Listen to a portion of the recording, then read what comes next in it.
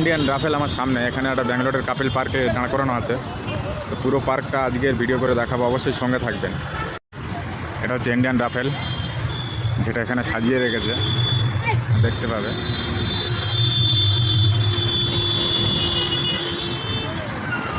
এখানে প্রচুর পরিমাণের ঘোড়া, একটা ঘোড়া আসতেছে প্রচুর।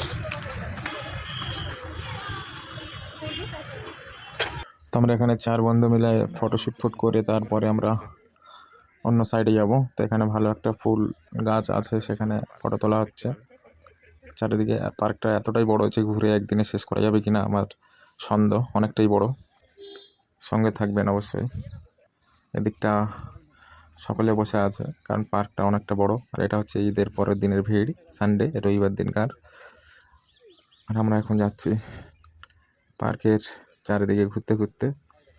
অনেকক্ষণ ধরে ঘোরাঘুরি করছি, তারপরেও এখন ভিতরের দিকে আরও যাব, যেখানে আবার সাইডে এখানে চেন্নাই স্বামী স্টেডিয়াম আছে।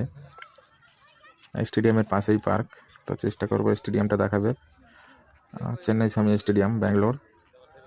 তো এখানে স্টেডিয়ামটা আসলে এখনও দেখা হয়নি, তাই যাওয়া হচ্ছে স্টেডিয়ামের দিকে।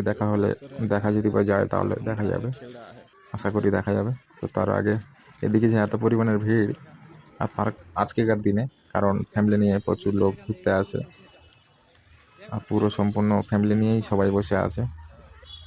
জায়গাটা অসাধারণ। আর গাছ যেসব গাছ আছে, অনেক বড় বড় গাছ, আবহাওয়াটাও সুন্দর। তো আমরা এখন রাস্তা দিয়ে হেঁটে হেঁটে যাচ্ছি, যেটা আরও অনেকটা দূরে যাব।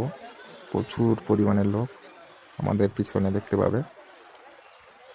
আর এখানে আজকেকার দিনে মুসলিম ভাই বোনেরা অতিরিক্ত বেশি।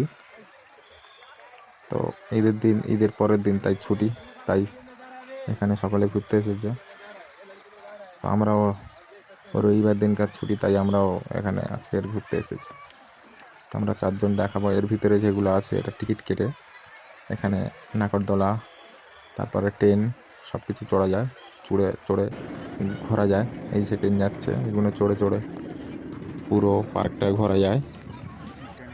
তো ওর ভিতরে আমরা যেতে পারিনি, তাই আমাদের টাইম হয়ে এসেছে, 6টা বাজে, 7টা আমদি।